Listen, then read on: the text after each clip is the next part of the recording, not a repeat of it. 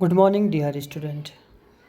After half yearly examination, after a long time, after a 1 week, I'm going to teach you about the second chapter of Indian economic development, that is Indian economy during 1950 to 1990.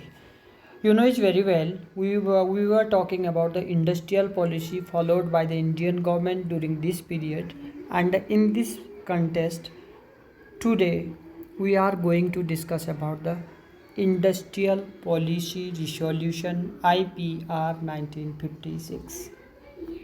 That was the it was the first industrial policy implemented by the government of India to promote the industrial development or set up the industries in this sector. After independence, it was the first state policy for the industries by the Indian government. Now, what the IPR Industrial Policy Resolution 1956 says? It is a comprehensive package of policy adopted. Comprehensive means very big or very intensive policy made by the Indian government to promote the industrial development in India. Now, industrial policy is essential for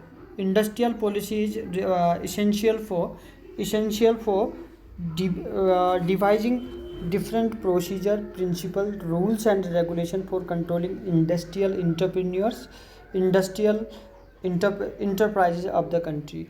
So, by the industry IPR 1956, the government tried to control the industrial sector by different policy. After the industrial policy 1948, Indian economy had to face a series of economic and political changes which necessitated the need for the fresh industrial policy for the country. So on 30th April 1956, a second industrial policy resolution was adopted in India. It was the second after independence. Now classification. What was the now classification of industries? According to Industrial Policy Resolution 1956, whole of the industrial sector is divided into three categories, namely Schedule A, Schedule B, and Schedule C. Now, according to IPR, three category of industries were. Now, Schedule A. If we talk about Schedule A, the first category comprised industry which would be exclusively owned by the state, or we can say in a simple word, these Schedule A type industries only can be set up by the government of India, that is state government or the central government of India. Now 17 industries were included in this, just like arms and ammunition that is used by the defense purpose, atomic energy, heavy and core industries. Core means core industries and heavy. These are core industries are those which are essential, which made the raw material for other or which made the machinery for other, are called the core industries.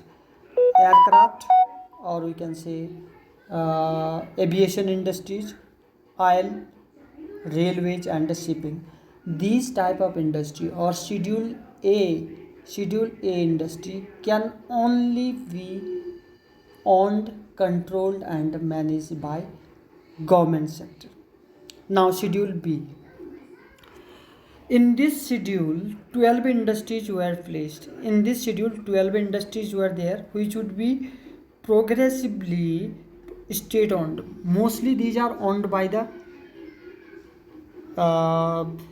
government, but there can be a share of private sector as well, as these are owned and managed by for example, if we talk about the Steel Authority of India Limited SAIL, the government having the 70% of the share of the government, and 30% rest is of the private sector.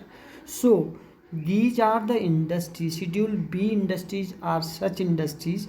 These are owned by the government, but some portion of it can be owned by private sector as well. As these includes aluminum, other mining industries, machine tools, and fertilizer.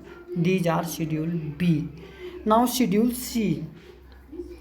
The Schedule C consists of remaining industry. The such industries which are neither in A nor in B, and these are such industries where private sector fully can be authorized, or private sector with the guidance of, with the license, with the permission of government, the private sector can own these industries, comes under the Schedule C. Schedule C. Now licensing. What is licensing? Licensing policy, yeah, industrial licensing. Now what is industrial licensing? No new industry was allowed unless a license is obtained from the government. If private sector want to establish either it's a small scale, large scale, or medium scale industries, first of all they need a license. From license means permission or written permission from the government, that is called a license. The written permission from the government is required to establish such type of industry. That is the first. It was easier to obtain a license if the industrial unit was established if an economically backward areas. If you establish your industries at the economically backward areas, or such areas, the government permitted to provide the license at very easily. In addition, such units were given certain concessions such as tax benefits.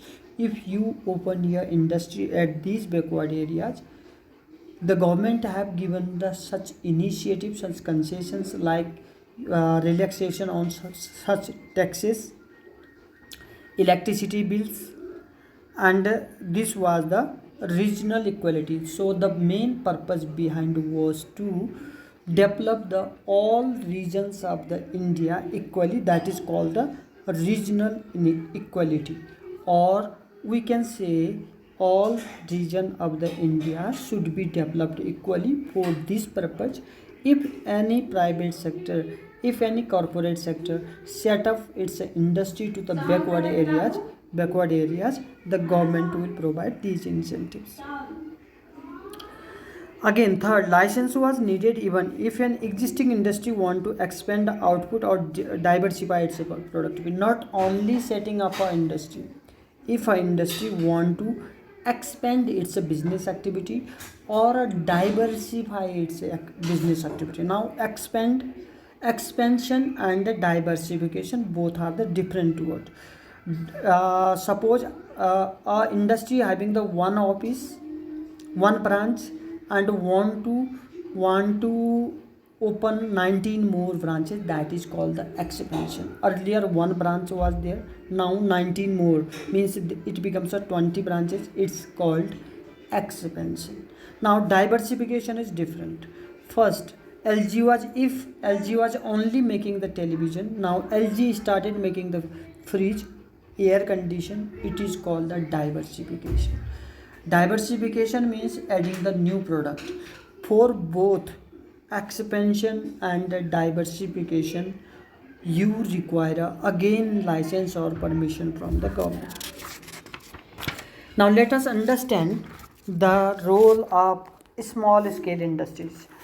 In 1955, in 1955, the Village and Small Scale Industries Committee, that is Carbay Committee, recognized the possibility of using small scale industries to promote rural development. According to Carbay Committee in 1955, for developing rural part of India, we have to develop the small scale industries. A small scale industry is a maximum investment allowed up to assets of a unit. This limit was to 1 crore. If the assets value of a industry is up to 1 crore rupees, then it comes under the small scale industries.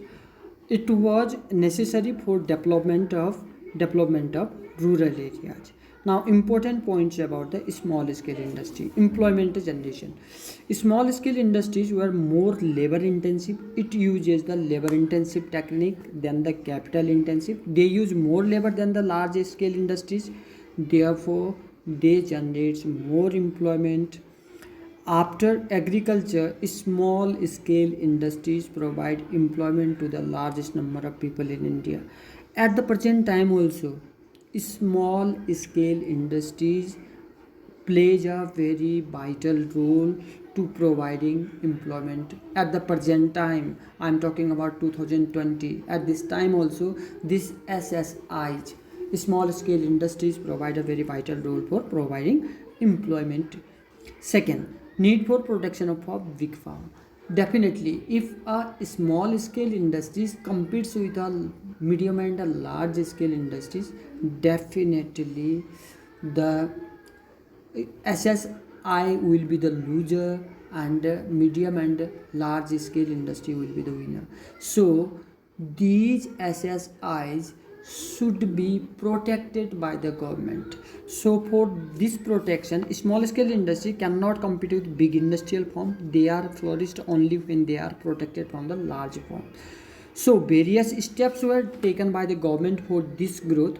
Reservation of the product. Now first of all is how to promote, how to protect these small scale industries. First one is the reservation of the product.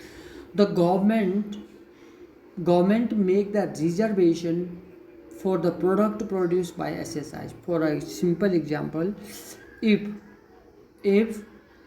a cotton textile SSI produces the odd type of cloth in India, then small, medium and large scale industries are not allowed to produce same kind of cloth.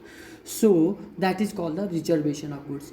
The goods produced by the small scale industries could not be produced by medium and large scale industries. That is called the reservation of product. Second is various concession.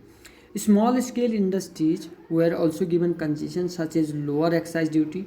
They were given the freedom from the such taxes just like a excise duty, and they will get the bank loan at the lower interest rate. So dear children, for today it's enough. Tomorrow we'll finish the chapter. In the next class we'll finish the chapter. We remain the two topic of this chapter: condition of foreign trade during this period and the critical appraisal of industrial development in this period. Two topics have been left, and thank you and have a nice day.